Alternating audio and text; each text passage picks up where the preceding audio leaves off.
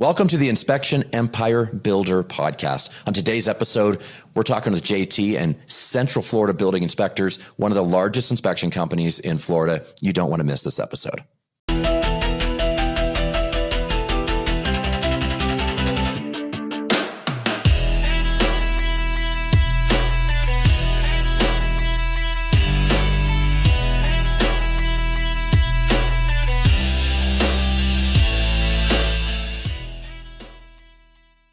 And welcome to the show. I'm so glad you tuned in today. Today, I'm catching up with my friend JT from Florida. JT, how are you doing, man?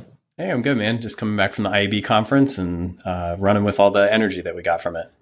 Yeah, I always love the IEB events. They're so fantastic. Yeah. I think that there's a big part, too, that you just don't get from Zoom, right? Seeing people shaking hands, just the side conversations that go on at those events. Like, that's really what it's about, right? Like, I've had so many people reach out to me afterwards, too, and they're like, hey, can we schedule some time just to talk about this idea? Or, hey, I want to try to help you with this. And it's just like that collaborative nature that I just love. And that's where the growth comes from, right? Absolutely, yeah. And, you know, for those that listen that are part of IEB, you understand what we're talking about. But those who are not part of IEB yet, you should be. And there's always the topics from the stage, like there's stuff being presented in breakouts or on stage. But I think one of the most valuable things for me is the hallway conversations, the pool conversations. This year at our fall mastermind, I was at the pool hanging out. A bunch of inspectors are there and we're hanging out, you know, having a drink, relaxing. And the conversation was so valuable to me. I walked away and that may be one of the top 5 valuable moments on that entire trip was a conversation I had with a few inspectors there. And, you know, you don't get that over Zoom. You don't get that in the programming. It's the unprogrammed, unscripted moments sometimes that are the most valuable. And just to be able to like sit next to them at a lunch table or like you said, hang out at the pool, like it just takes that away, right? So that now like he's my friend or she's my friend. And so now we can reach out and collaborate. And so there's a intrinsic value in that is just like, it's so worth the price of admission, you know? Oh, absolutely. Yeah. When I first started my company in 2019, and I went to my first IEB event, I think it was like 2020. It was fall of, 2021 was it, I think. Can't remember now. I have to go back and check the calendar. I think it was 2021 was my first event that I went to. And I remember being blown away at the size of these companies. Yeah. Because at the time it was me and a couple other dudes, and I was still in the field. And I remember looking around these guys that have, you know, dozens and dozens of inspectors crossing state lines, like mega companies. And I was like, what the heck? I had no idea inspection companies could get that big. You didn't even know it's possible, right? Like that was one of the biggest things that I was like blown away by. I had in my little Orlando, you know, world, like I just did not even know this existed. And so just even having that, you know, idea that this could be possible if I wanted it is really just mind blowing. And, you know, for me, it was like, I didn't even know that I wanted the company that I had now when I first started, right? Like that seemed so far out that I was like, I don't think I can handle that kind of thing. But it's really just learning about like, okay, what's good for me right now and where do I want to grow in the next year, the next 90 days, the next 30 days. And just, you keep putting your foot in front of the other and you end up, you know, walking a long distance, right? And you end up looking back and you're like, oh my God, I've grown this amazing company. I'm barely having to like work in it anymore. Maybe it's getting out of the field. It's like, I don't have to do inspections anymore. I have people doing it for me. Like it's amazing and I'm making money. It's just like feeling. These little earth shattering moments where you're like, man, I've come a long way, but it's only because you know that it's possible. Yeah, for sure. How many inspectors do you have in the field now? So for CFBI, we have 20 home inspectors. And then for my mold company, we have 4 mold assessors. So 24 inspectors. And then I think with everybody on staff, like we're over 30 people in CFBI between the growth and operations team. And then we have about 7 in the mold company. So, you know, got a little mini empire going. About 30. That's awesome. Yeah, almost 40 people. That's amazing. You know, it's funny when I first joined IEB, it was me and 2 other guys. We were in the field. I was still in the field. And I caught a vision of like, ooh, if I could get to me plus 4 guys in the field, maybe I could do less inspections or maybe even get out of the field, right? That was kind of a thought of mine. I was like, wow, I don't know. And I was running the numbers for Albuquerque, New Mexico, where I live, and we're less than 1 million people in our metro area. And I thought, well, that's probably the max we could do is, because everybody said, well, certain market share percentages are the limits. And so I was like, well, if I could get to this place, maybe we could do $1 million a year in sales. Right. And I was just like, I don't know. It'd be like, that was my moonshot. Like, is it possible? I don't even know what's possible. Yeah. And so anyhow, we just hired our 8th inspector, and we're looking to hire 2 more. And we're blowing the doors off of every metric that is possible. And, everybody says, well, you can't have that much market share. You just need bodies. And so like we're constantly interviewing people. Like we interviewed 2 people just last week, and, they made it to the point where I actually interviewed with them, and they sat down at the office and I met them, and they made, did a ride along. They did 2 interviews before that, and they got to me, and I wasn't super impressed, right? And my inspection manager that was sitting in wasn't super impressed. And so we had 2 people that we had to say, hey, sorry, like they were okay, right? Like they would probably be okay inspectors, but I want the best. Like I want great inspectors so that I don't have to deal with the issues. And it's, growing a company is wild, man. Like it's just so crazy. I grew up, like I love doing inspections. Like I did them for almost 20 years, 15 years, right? And I love doing inspections. But there was this point where I said, I don't ever want to do a home inspection again. And so I needed somebody else to help do those for me. And then there's also a point too, that when you're growing a company and not just you are the company, you need time to actually work on the business. And so I was finding that I literally didn't have any time. If I was going out there and doing inspections and working, I did not have time to work on the business itself. And so it was like one thing had to change or it wasn't going to change. And so that was my motivator too, to say, hey, I need a team behind me. Because I think I had about 3 or 4 inspectors when I came to my first IEB event in 2019. And I think we had 1 ops person, no growth people. And, it was a small little company, right? And I had my mold company at the time too. And I think it was just me and maybe a phone person. And, but yeah, I mean, it's been a really cool journey, and it's presented so many opportunities because of that, right? Like I've got young kids. I can go to play that's going on at 9:30 in the morning with them, or the soccer game that starts early, or the dentist at 2. Like it just gives me that whole field of opportunity to show up for my family and show up for my kids how I always wanted, how I wanted it designed, right? Yeah. I mean, that's success, right? Success is your business doing for you what you want it to do for you. Yeah. And so when you sit down and prioritize, what do I want out of this? And because it's my business, I own it. So then it's okay, well, it's mine. So I want this to serve me the way I want it to serve me. And I think sometimes business owners get stuck where they the business owns them in a way, like they don't own the business, but the business owns them.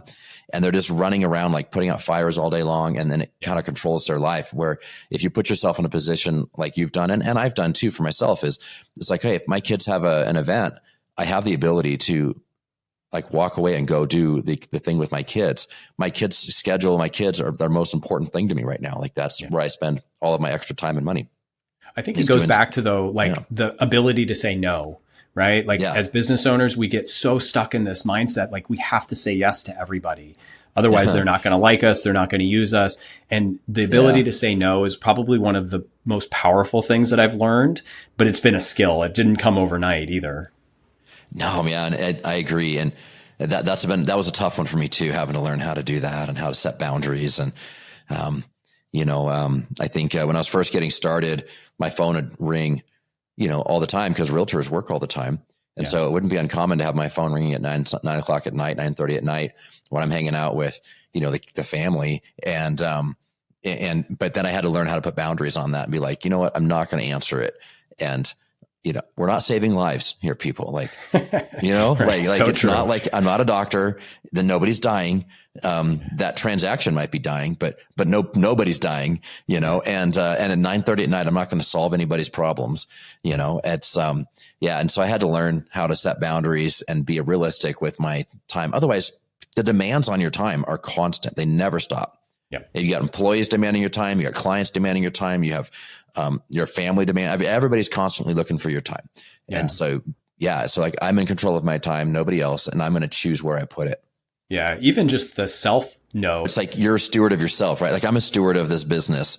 And I think that's one thing that's really helped me make good decisions in the company is that I as many people know that listen, like I am a man of faith, and so I do believe that everything is given to me by God, and when from that perspective and that framework, and whether you are a person of faith or not, if you take that perspective of like, listen, my gifts and talents were given to me. Yes, I've developed them. Yes, I've worked on them. But if you kind of take a perspective of like everything's been given to me by God, then, or a higher power, whatever you might say, for me, it's like, okay, well, this business is a gift from God to me.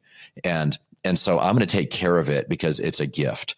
Like, I'm take care of this, like it's like it is the present, and like it is something that's been given to me. So when I care for it like a steward type mentality, I'm going to steward of this business. Yeah. I love the saying, like, if it's not a hell yes, it's a hell no. Yeah. And that's like, I got to get excited about something, right? Like even just the invitation for this podcast, like this is a hell yes for me. I love doing podcasts. I have it on my personal operating system that like coaching, doing podcasts, having conversations with good business leaders, like that gets me energized, right? Eating the cupcake takes away my energy, right? Not going to the gym takes away my energy. Going to the gym gives me energy. And so the other thing too, that I was thinking as you were talking about, like we're talking about cupcakes, right? Like we don't think about this, but it really changed the way I thought about food in general. Is like whatever we eat, it actually becomes part of us. Like we turn into the food that we're putting in. And so if we have that mindset of like, and I'm not saying I'm perfect, right? Like I don't just eat broccoli all day. Like, like I still eat food and I still enjoy things at times. But if we take that mindset of like, okay, I'm taking these chemicals and putting them into me, like it literally becomes me. Yeah. So I actually have the genes. So I go see a functional doctor and we do quarterly blood work just because like going to once a year to have your blood taken is such a small little picture in the whole grand scheme of things. So I go quarterly. I've done all the genetic testing, but yeah, I have the mutated MTHFR gene or whatever. So I take special methylfolate vitamins. So I'm in this space too, man. Like, okay. But I found that like, I'm also very sensitive to things as well. And I'm paying them 80%, commission splits.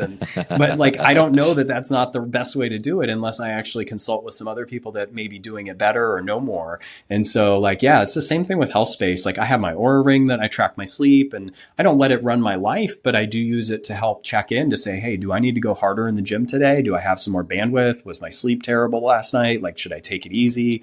I'm doing saunas now too, to like help sweat out some of the toxins and things. And so like just working with, I always say like the tried and true stuff, right? The things that have lots of backing behind them are probably the best, right? Or they're not living up to what they're saying they're going to do.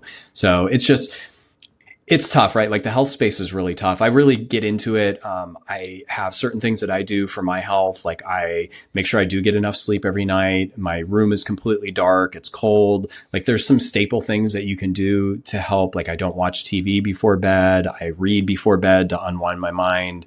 I take magnesium glycinate every night.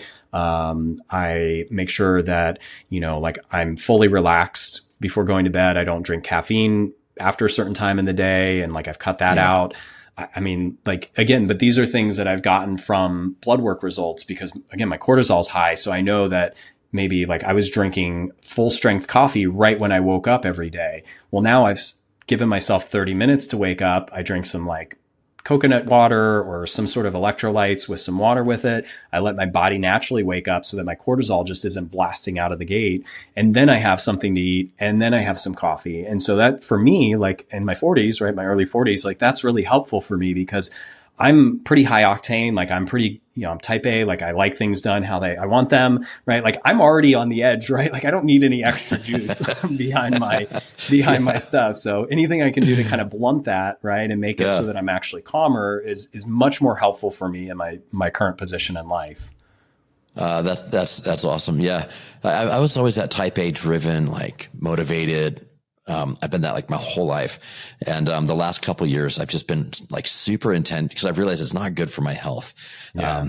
I'm living with high cortisol, not sleeping well. And, and it's like, I'm always stressed out. And, I feel like it was like a stroke waiting to happen at times. Yeah. And so being able to last few years intentionally like dial it down and get to the place of like, okay, my cortisol's right. Like, I don't even know if it's right, to be honest, but I know my stress levels have gone way down. And so I feel more relaxed. I'm sleeping better now than I have in very, very long time. for multiple reasons. But to tie it back to business though, too, like your business has now provided an opportunity to be able to pay attention to that stuff, right? Yeah. Because when you're in the field, you're eating hot dogs at 7-Eleven between jobs, like, you're stressed out answering calls, trying to schedule things. Like, it is not a conducive life long-term to be fully pedal to the floor, not paying attention to things. And then people get in their later years and they're just like, they fall apart. Right. And so having a really good business allows you to be able to take that time to meditate at 11 a.m. if you want, or to go for a walk, and listen to a podcast at noon after lunch. Like, there's so many benefits to having a functional business that doesn't revolve around you. Mm-hmm. Like, just an example too. I did, cause I'm kind of in this space, right? Like they have the full body MRI scans. Well, like, my anxiety has always kind of been like, what if I have this, you hear about like somebody with this massive tumor growing that if they just would have found it, a few months earlier, like they'd be alive, but you find it when it's too late. And so I paid, I don't know, $1,200 or so to go do a full body MRI scan where they check everything from your brain, all your organs, all the way down to like your reproductive stuff. And it was such peace of mind. Like, they didn't find anything, thank God. But if they were to find something, I would know about it. But it just gave me that peace of mind. Like, especially when you have kids, right? Like, you don't want to die with an aneurysm overnight or like some crazy thing that happens, right? Like, so just having that kind of the ability to be able to go do those things too is such a benefit from having a great business. Yeah. It's funny. We have a value, in our company. It's like, it's called, we have like a short phrase and a kind of explanation for every one of them. And so we, work-life balance is what it says, work-life balance. And then it says, we don't live to work. We work to live. Mm-hmm. And so I'm always talking to my crew, have been since day one, about like work-life balance. Hey, listen, I want to make sure you're not burning out. I want to make sure that you have a healthy life balance, have everything else. And it was about 1.5 years in or something like that. And I with a little team meeting, I was like, hey guys, run it through values. And I was like, yeah, this is what we're going to talk about today and stuff. And this guy on my team, Rudy, he's like, boss, he's like, how about your work-life balance? Ooh. I was like, yeah, we're not going to talk about that. And he was like, and the whole team was like, yeah, bro, like, you sleep and work, like you're stressed out all the time. Like, like they're like, we love our job. Life is great for us. Like, you're the one that needs to look at your work-life balance, and so do as I say, not as I do. Yeah, exactly. I was like, I'm the boss. You listen to me. No, I didn't. I just laughed. I was like, yeah, you guys are right. And so like, I've worked really hard now and like trying to get that balance back in place. Same thing, man. I don't want to like just fall over dead from aneurysm. And I don't know, man. I've had the privilege to be at a lot of funerals, and I've never once had a single funeral ever be like, oh man, he had he made this much money. He had these cars in his garage. His house was this many square feet. He had this vacation home here. They never once talk about, like, funerals. They don't talk about the patient stuff. Yeah. They will talk about the impact they had on other people's lives. And they'll talk about kindness. They'll talk about respect. They'll talk about character qualities that really matter. They'll talk about how they made time to meet with the people and hang out with the people they loved. People around them felt loved and cared for. And I can tell you, there was a season of my life where I was doing all the things, and I was super busy, and I was doing, but I wasn't being. And being able to slow down and give yourself the space to be the right person is super important. And I think when your physical health is not right, it's hard to be the right person. Yeah.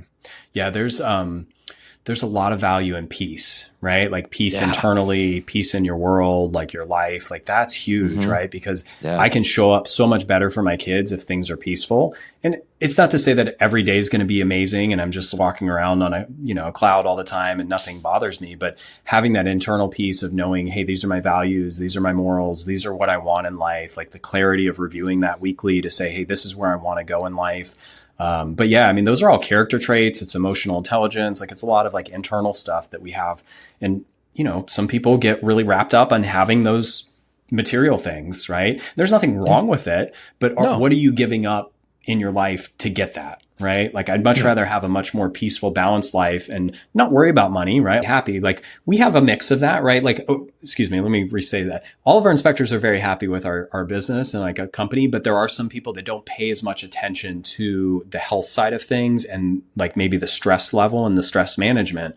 And so it is a topic that we bring up a lot in our meetings. It's like, look, there's little things that you can do to prep your day to make it less stressful, more healthy for yourself. You get more, calm down time between inspections. Simple thing is just packing your lunch, right? Like pack snacks, pack drinks, pack lunches. You're not going to find yourself in the 7-Eleven or the McDonald's drive-through. You're going to be prepped and ready to go to the next job.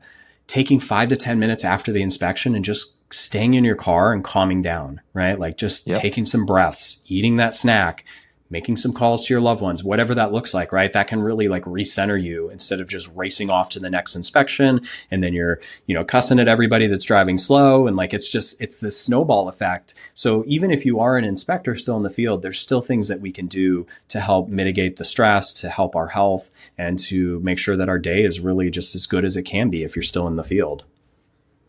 Yeah, absolutely. I think that's good to have that mindfulness everywhere that you're going. Yeah. Yeah. You mentioned that your inspection company is scaled. You kind of alluded, but I don't remember now. How long have you been in doing inspections?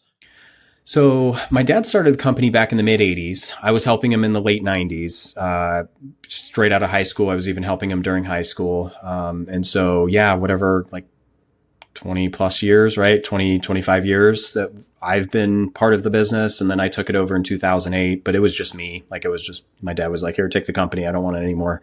Nice. Yeah. So I took it over in 2008 and then added a few inspectors in early 2010s. And then, 2019 was where I had like the 3 or 4 inspectors and 1 ops person. And that's where we kind of scaled it from there. Is your dad still alive? Yeah, he is. Yeah. He actually just moved down. What does he think about all this? Close to me. Like watching he you scale just loves it, man. He just loves seeing me do well and just is like, super proud of me. And, I don't know that he ever had aspiration. Well, I think he was kind of stuck in that mindset, right? Of like, he didn't know what it could turn into. And so, it was back in the 2000s, 90s. Like, again, he had it in the 80s. Nobody was doing it the way we do it now. Nobody's doing this stuff, right? No, they weren't building big companies. It was all single man operators, maybe a helper, or 2. He had a great business though, right? Like he always used to say like my best year was like around 300,000 when it was just him, and like that was good back then. And I think one of the biggest things that was a catalyst for me is finding a growth person to do all those tasks that I wasn't doing, right? I didn't want to do them. I didn't want to go out and shake hands and meet realtors and do presentations. And so having somebody that could manage a CRM and go do that was a really big catalyst. Because I always like to say, like, if you have a company with a few inspectors, there's no reason that you can't scale that to $1 million, right? Like you got a good thing going on. If you have 2 to 3, 4 inspectors, right? You know that you're doing something right. And so a lot of it comes back to marketing and to relationship building. And so like, even if you have a 4 inspector company and you're not busy, like it's all marketing. I guarantee you, I can get into your company and figure out where you're not marketing well, how you're not following up, how you're not reaching out to realtors and keeping those relationships going. There's no reason that you can't get to $1 million. I think the bigger jump is a lot of times just from going that solo to adding your first guy, like, and finding the right person. It's a big deal. That's a tough jump. I think that's one of the toughest jumps. Is that first guy? Yeah. Yeah. For sure. Because what I did is I added my first guy and I thought life was great, man. We were doing double the work and like big houses, I'd have an extra person to do them with me. So like I was living high. And so I had a few years where I was just working with this one guy and then he ended up leaving, right? They moved out of the state. And so my world crumbled, right? I was just getting ready to promote him and give him a raise. And like, he told me the news and I was just like, I felt like a gut punch. And so then I had this business that was twice the size of what I could handle. So then I had to go back to the drawing board and find my next person. And, fortunately that worked out and he's actually still with me today. And then the guy that left me came back. And so then I had a 2-person team plus myself. And so that was like, man, I was like living life. So it's just really neat to see that. But like, getting out of your own way and letting people make mistakes and fall forward and like helping coach them to say, hey, like you screwed up here. Let's not try that again. I really think though that like the more that we can work on ourselves as leaders, as business owners, as teachers even, right? The better we are going to be at training the people that we need to have work for us. Like it's just a skill set that you have to learn if you want to grow a company. Absolutely. I think that's the hardest one. Is a lot of guys get into the business on the technician side and they're good at doing the inspection. But like when you're running a larger business, like there's about 12 things that you got to be really, really good at. You got to get done. And one of them is inspecting houses and writing reports, like there's a whole lot of other stuff you got to get really good at and either get good at or hire that in people who are already good at that to be able to scale and grow. And there's a lot to it, and you want to keep these guys and keep a good crew. But yeah, I think that first one or two is hard. And then in the beginning, like you don't have a great training program. Yeah. I remember I hired my first guy. His name is Danny. He's still with me. He was actually at the event this last time. And so, but Danny, I hired Danny. And I remember I knew I was very specific in what I wanted. And I've owned other businesses before this one. And so I've been through this process before. And so I knew like I wanted a certain type. And I interviewed 45 people before I hired Danny. Wow. And I was like, no. And so when I hired Danny, so I just knew what I wanted, right? But I think being really specific and finding the right person for your company, it's hard in the beginning. It's so hard. Yeah. And the challenge is like, I have enough work. I need this extra body, especially when someone leaves. Like if their third guy leaves and we have two left, it's like, oh, I'm missing out on all this work. And the trap of like, here's a warm body, plug and play. And then you realize they're not a good fit. And then that gets real messy and real expensive. I think one of the things that you have to keep in mind too, especially when you're smaller and you're hiring your first few guys, is like you generally have to really like this person, right? Like I don't, I don't want to work with somebody for like that closely with somebody and not like them as a person. Like I need to know that you're in this completely with me, and I want to be 100% in this with you. Again, there's people that we've hired that I barely talk to. I interviewed them. We have, family events and gatherings and stuff that go on and we meet each other. But like, I'm so far removed from the inspector life like I used to be. But when you have one or two guys, like you're working side by side with them, you're calling them all the time, you're talking to them, like you generally want to like them. And then my bare minimum too, my other bar that I at least need to have when I'm hiring people is if I wouldn't give you the keys to my house and just say, hey, go get this thing for me in the, kitchen and feel okay and confident that you're going into my own personal house, like there's no reason that they should be doing inspections for other people. And so those are kind of like my two non-negotiable things. Oh, I think that's very good. Like, would you send this person into your house while you're gone with like your wife and kids there to go take care of something, right? Because if you're like, I wouldn't do that, then man, you're right. Like got the wrong person. You got what's going on there? Yeah, absolutely. That's not a good fit for you.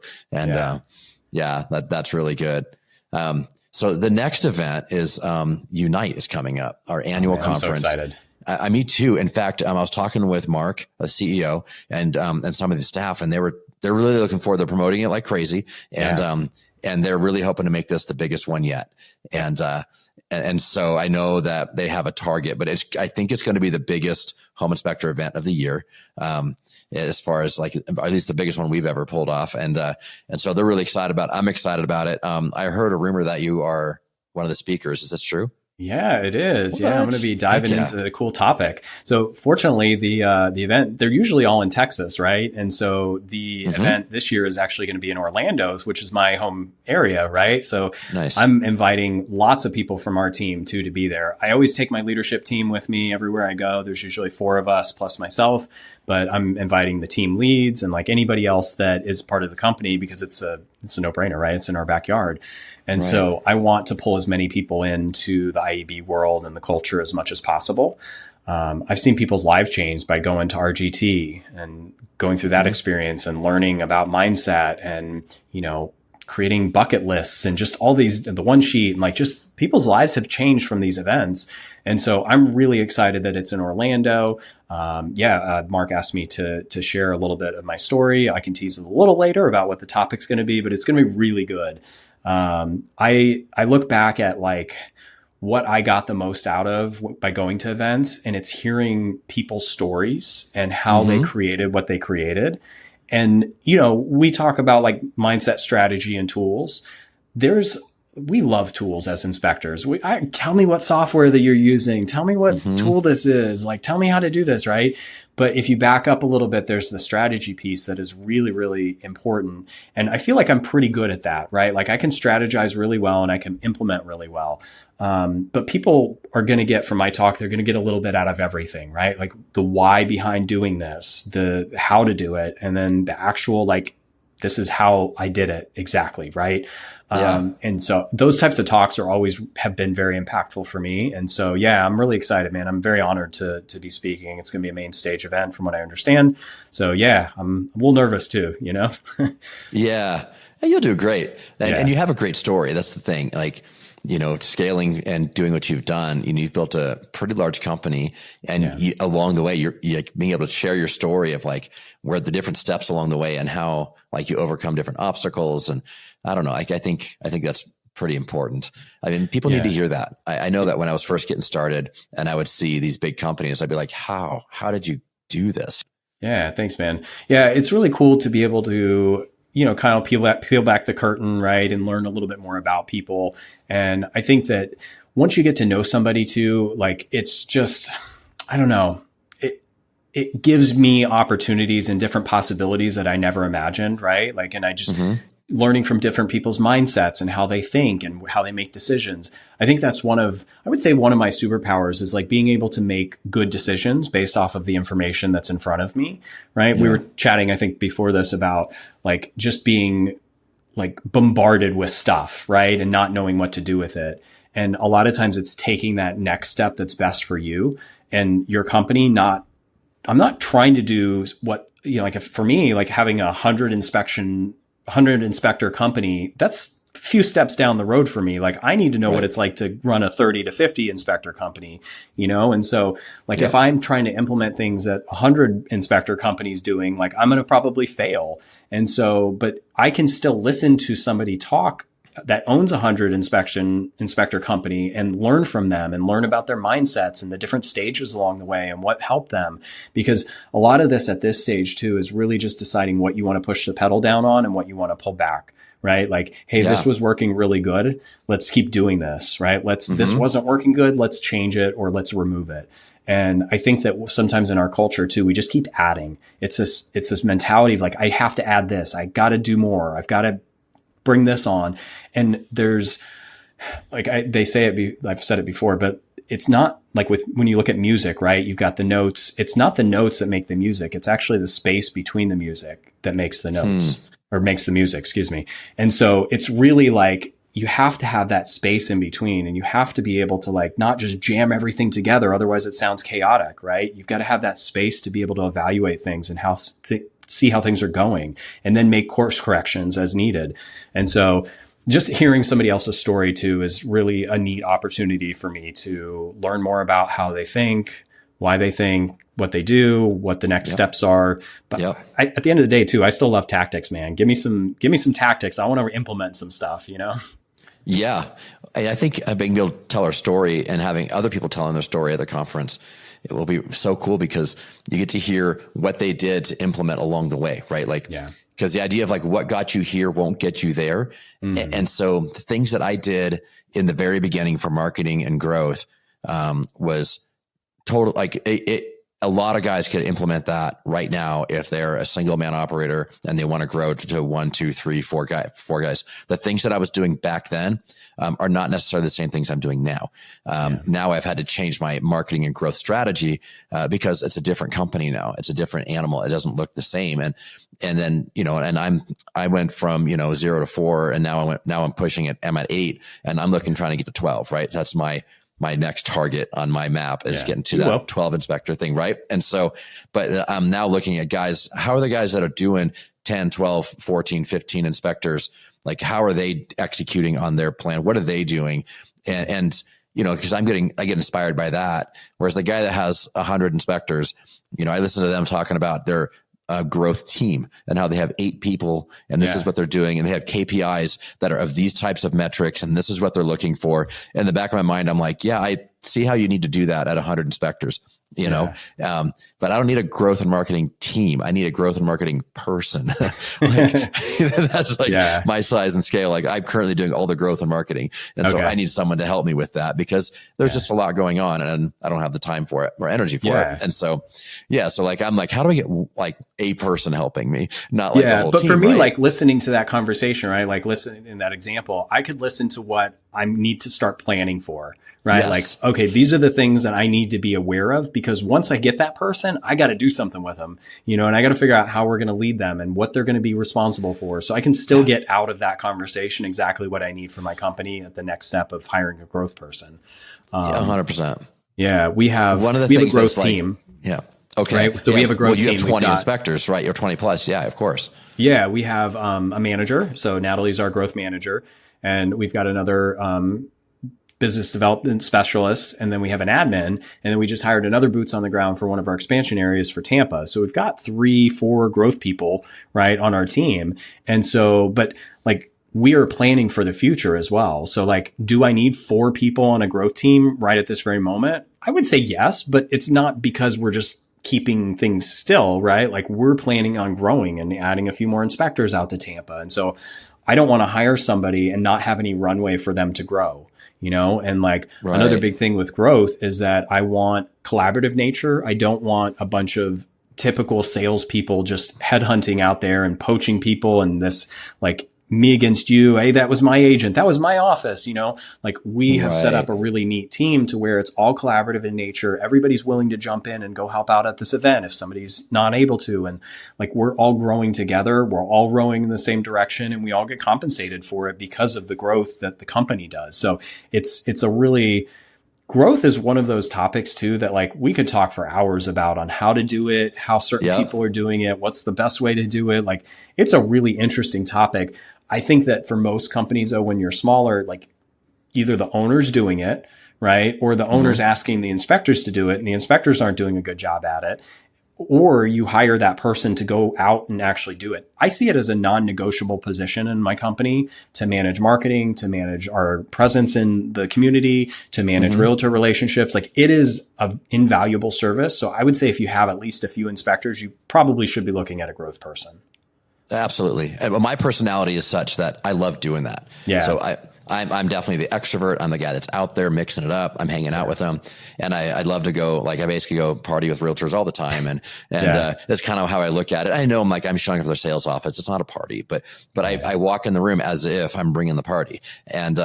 And so I bring that energy and I have fun with it. And so for me, I really enjoy it. And so that's cool. As the company has grown, like, I've been able to offload the other side of it, but I still enjoy that piece. So I'm still doing all the growth. Well, now the company's grown to the place where there are demands on my time and energy to go do other things that I need to start giving that up. And so I'm trying to find someone to help me.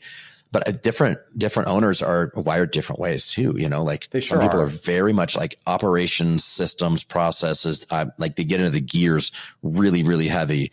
And so if you're a real gear guy, like I got to make sure all these inner pieces, and you're not really a big social party guy, that the higher growth, you know, and maybe your operations department, you're heavily involved there. But, you know, I think as an owner, we each have our strengths, you know, and, you know, I know guys that are like extremely smart with building systems, and they should be an inspector. Like they want to maintain kind of the field services director role of directing field services, and they offload the other things because that's not what their gift is, you know? And, I was able to recognize pretty early on that the inspecting of the houses is not something I'm the best at.